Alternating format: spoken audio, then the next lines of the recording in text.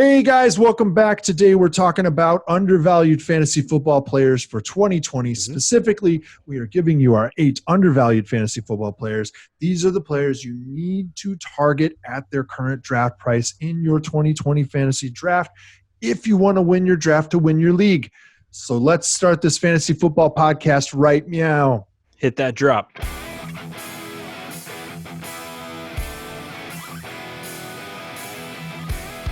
Hello and welcome to the Fantasy Football Upside. I am Justin and that is Kyle, and we're already laughing because we like to have a good time.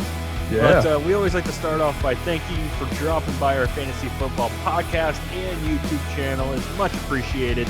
Today we are going through our top undervalued players at each position. Yesterday we gave you our top overvalued. Monday and Tuesday we actually wrapped up our midsummer rankings updates.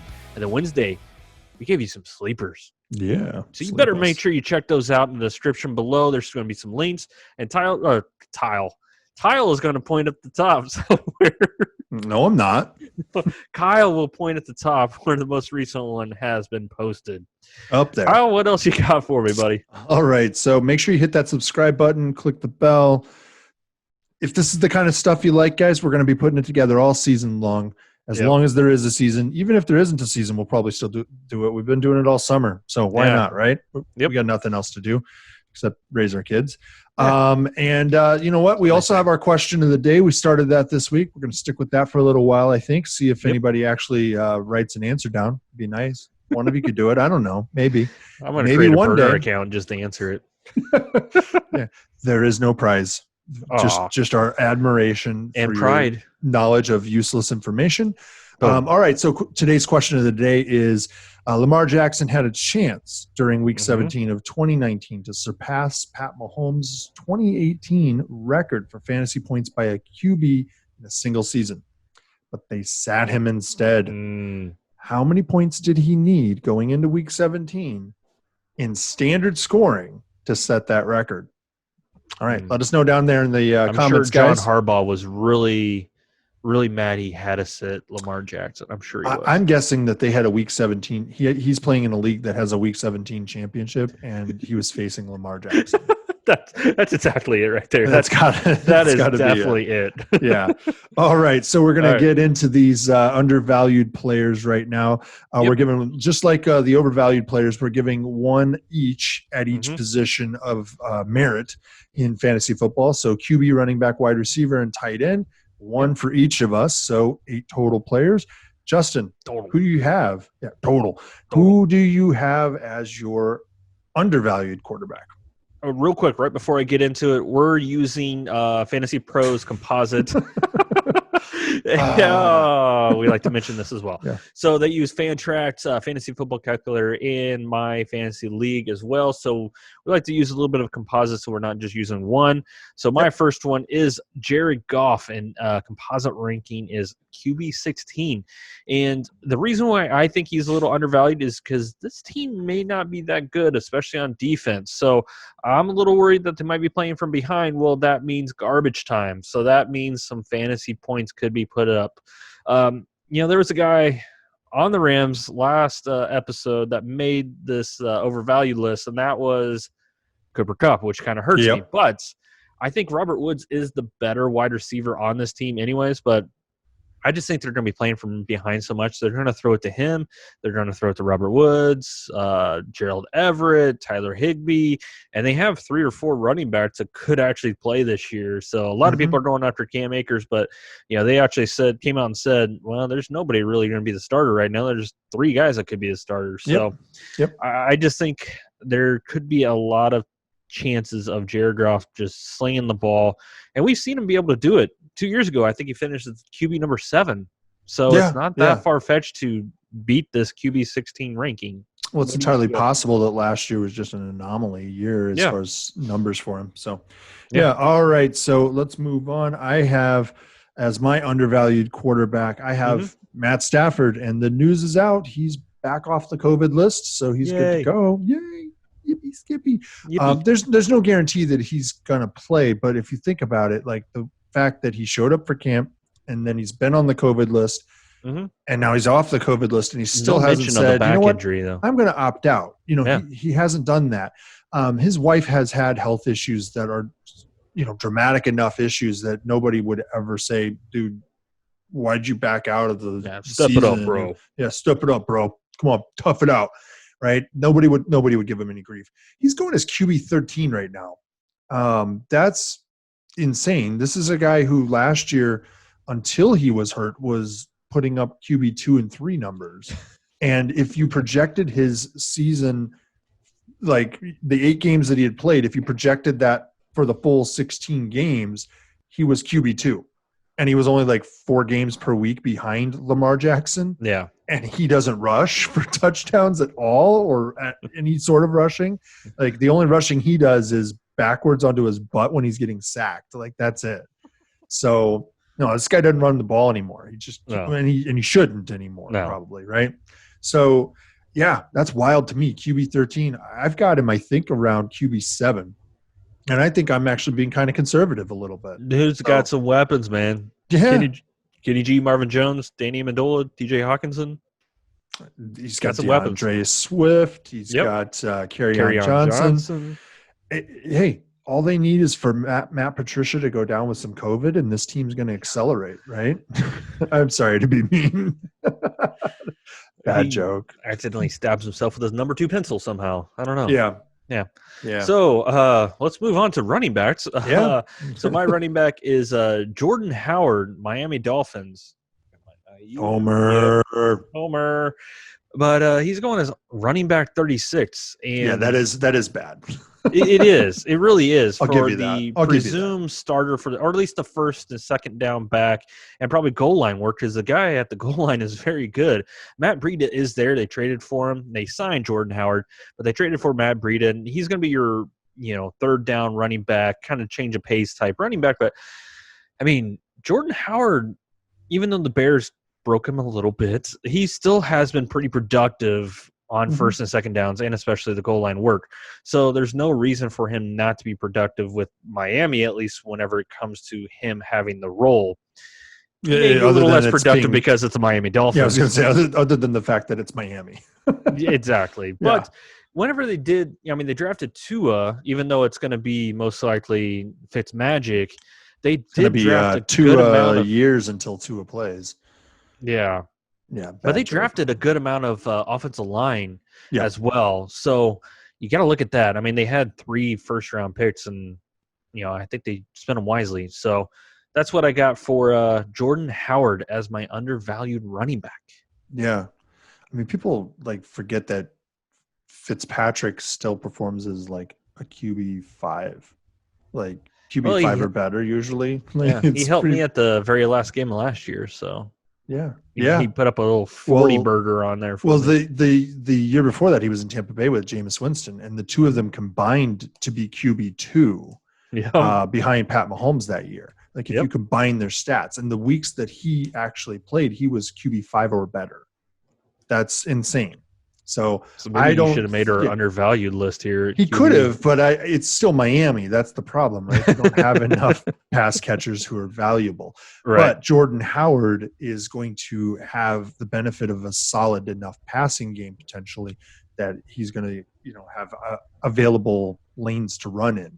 Yep. All right. So my undervalued running back is Ronald Jones. He's going as running back 33. So he's a flex pick. I think he's going to be a running back too. All right. Mm-hmm. Do you worry about LaShawn McCoy being signed? No. At this point, the ghost of LaShawn McCoy does not scare anybody. How many games did he play in Kansas City last year? I want to say it was a big fat 0, right? No, he played in a couple. And it was happened? A couple, and then he did okay, and then all of a sudden Damian Williams healed up, had to come back, and he was out. Yeah, Ronald Jones, in my opinion, is the best running back on that team at this point. Yeah. LaShawn McCoy was better in his prime. I can easily say that. Keyshawn Vaughn is not. I almost put Keyshawn Vaughn in overvalued episode that we did because he's being drafted as running back 34 or something. And I don't know why. Like, it's Bruce Arians. He doesn't let the rookie running backs play. Like, he's just not going to. Ronald Jones is going to be out there. His biggest problem's been pass protection in the past. They said the same thing about Aaron Jones. What was he? He was RB2 last year, right? So, yeah, I think that Ronald Jones is going to surprise a lot of people. They're sleeping on him bad, man. Yeah. All right, let's move on to undervalued wide receivers. What do you have for me, Justin? So for mine is Emmanuel Sanders with the Saints, and right now he's going wide receiver 40, and it just has to do with another year removed from the Achilles injury, and the Saints have been just starving for a good wide receiver 2 on this offense. And you know what? I think Michael Thomas can give a little bit on some targets and give them over to Emmanuel Sanders, or even if he just had the same amount of targets as the wide receiver 2 or whoever they were throwing to last year. He'll be more efficient. He'll be way more efficient than a Ted Ginn Jr. That's who I guess was the presumed wide receiver 2. And this is actually a veteran wide receiver that knows how to run routes. And that's the thing. When it comes to Emmanuel Sanders, when he's on the field, I mean, quarterbacks always look for him. I mean, that's because he comes down with the ball. He is a tough SOB. And I think Drew Brees is really going to like that. And especially whenever it comes to working underneath. I mean, if you know a guy that's going to go in the middle and catch a ball and not going to, pull up, this guy could really outperform this wide receiver 40. And once again, they're starving for a wide receiver 2 in this offense. Yeah, I see no reason why Emmanuel Sanders shouldn't be at least a wide receiver 3, right? I mean, it's a high volume offense as far as points go. So why wouldn't you suspect that the obvious wide receiver 2 is going to be valuable? I mean, there's very few teams at this point that you can point out and go, yeah, this is a really good opportunity for the wide receiver 2. Like, some teams you can't even figure out who the wide receiver 2 is. So you got to find those guys that you're certain about. All right, for my undervalued wide receiver, I have this one's a little bit odd, and I'll explain why. It's Allen Robinson. Yeah. Right. And the reason that I have him as an undervalued wide receiver is because he's going as wide receiver 17. That's nuts. So he's a wide receiver 2, being like he's drafted as wide receiver 2. Even with the terrible Mitch Trubisky throwing him balls last year, he was still a top 12 wide receiver. He was like 9th or 10th or something, I think, in standard scoring.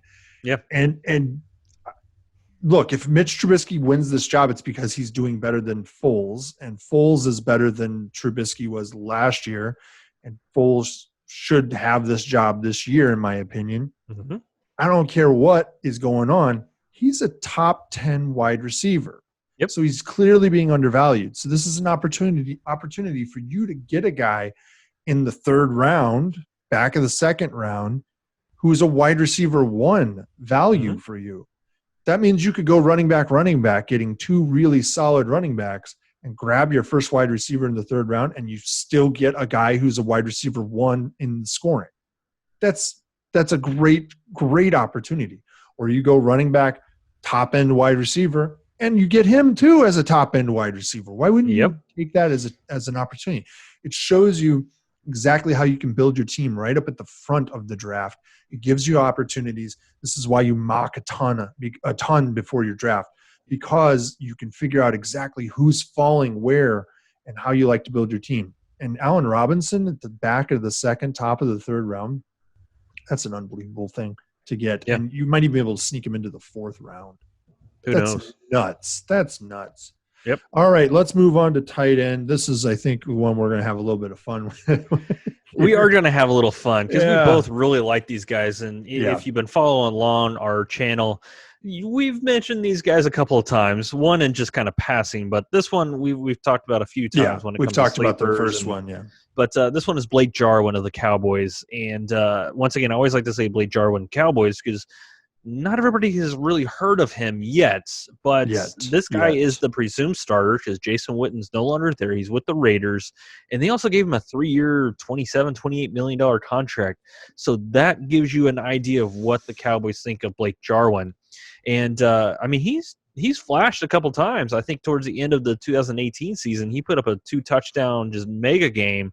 And last year, on some limited opportunity, he still had a decent amount of targets. He still performed still over like 50 targets, wasn't he? Yeah. I mean, even and this is another. This team is like, what is it? Second, I think, in vacated targets. So they had 80 targets to Witten last year. 80. If Jarwin just gets up to 80 targets and remains on the same pace, he outperforms what Witten did last year, and he's a tight end 1. And this is a tight end. He's going as tight end 21, people. That's I mean, you could wait. We always say wait on tight ends anyways. If you don't get those top 3, which, I mean, you don't want to pay for those top 3 anyways. Don't do that. Yeah. Don't be that guy.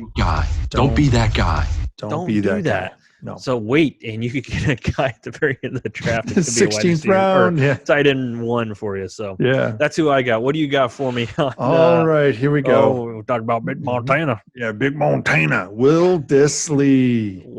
Big guy. Yeah, it's going as tight end 25. All right.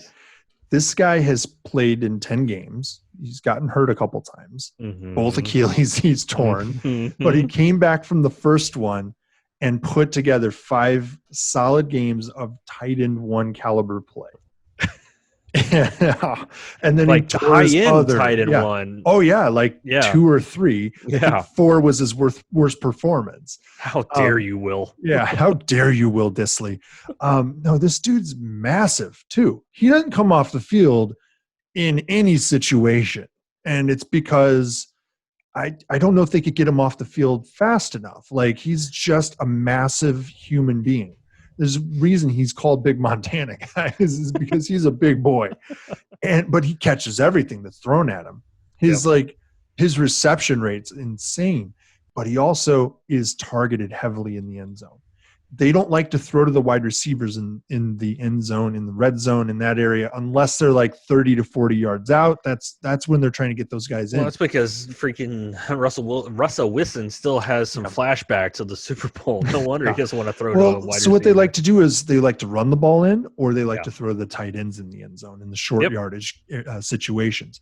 And this is the guy. Look, they've got Greg Olsen, right?